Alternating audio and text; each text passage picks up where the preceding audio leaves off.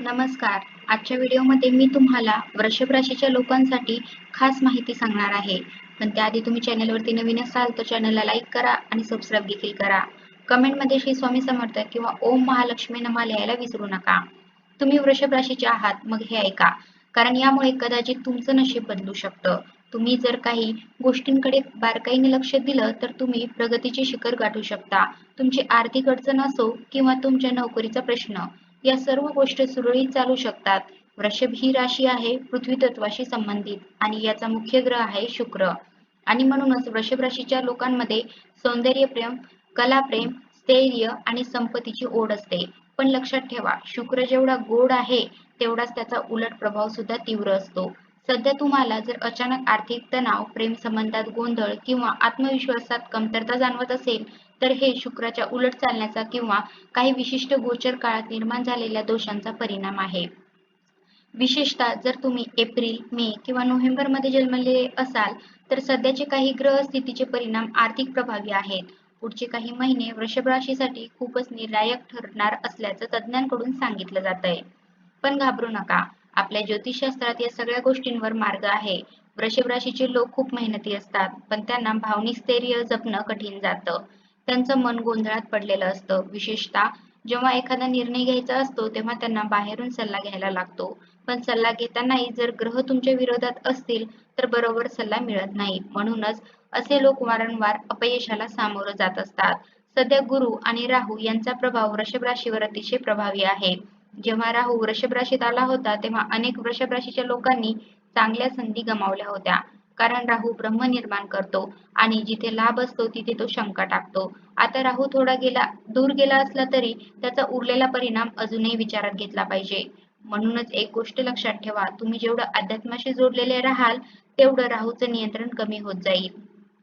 वृषभ राशीच्या लोकांनी दररोज श्री सूक्त, लक्ष्मी स्तोत्र आणि शुक्राच्या बीज मंत्राचा जप करणं अत्यंत लाभदायक ठरतं. ओम द्रां द्रीं द्रौं सं शुक्राय नमः या मंत्राचा दररोज 16, 21 किंवा 51 वेळा जप केल्याने मानसिक स्थैर्य, आर्थिक लाभ आणि संबंधामध्ये सुधारणा होऊ शकते.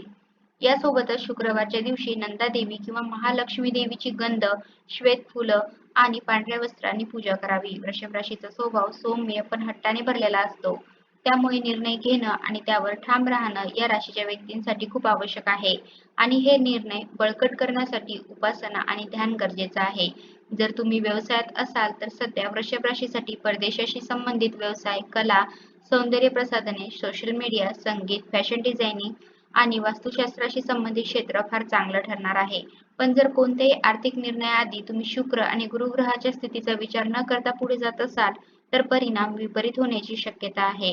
वृषभ राशीच्या लोकांनी त्यांचा स्वभाव संयमी ठेवणं खूप गरजेचं आहे, कारण त्यांचं मूळ तत्व हे पृथ्वी आहे, म्हणजे स्थिरता आणि स्थैर्य. पण जेव्हा तुम्ही मानसिक गोंधळात अडकता तेव्हा ही स्थिरता तुमचं ओझं होऊ शकते. सध्या गुरु वक्री होण्याच्या मार्गावर आहे आणि त्यामुळे 2 ते 3 महिने वृषभ राशीच्या लोकांनी मोठे आर्थिक व्यवहार, नवीन नातेसंबंध किंवा मोठे व्यवहार करणं टाळावं. त्याऐवजी जुने अपूर्ण काम पूर्ण करा. घरामध्ये देवीच्या फोटोसमोर नियमित तुपाचा दिवा लावा आणि शुक्रवारच्या दिवशी विशेष लक्ष द्या. घरात पांढऱ्या रंगाची वस्त्र, सुगंधी अगरबत्ती आणि मृदू संगीत यांचा वापर करा. यामुळे शुक्र प्रसन्न होतो आणि घरातील वातावरण सौम्य राहतं. तसेच वृषभ राशीच्या लोकांनी खास करून एक गोष्ट लक्षात ठेवावी.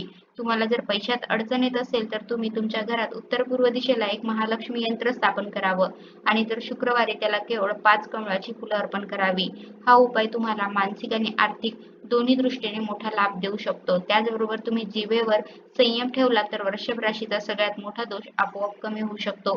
कारण शुक्र ग्रह जिभेवर अधिपत्य ठेवतो. म्हणूनच ताटात काय खाता आणि तोंडून काय बोलता याकडे पूर्ण लक्ष असायला हवं. अशा अनेक आध्यात्मिक गोष्टी आहेत ज्या फक्त शास्त्राच्या आधारावर नाही तर अनुभवाने देखील सिद्ध झालेल्या आहेत. आणि म्हणूनच श्रद्धा ठेवा, परिश्रम करत राहा आणि योग्य मार्गावर चालत राहा. तर अशा प्रकारे आजच्या व्हिडिओमध्ये मी तुम्हाला वृषभ राशीच्या लोकांसाठी खास माहिती सांगण्याचा प्रयत्न केला आहे. कसा वाटला तुम्हाला माझा आजचा व्हिडिओ कमेंट करून नक्की सांगा. धन्यवाद.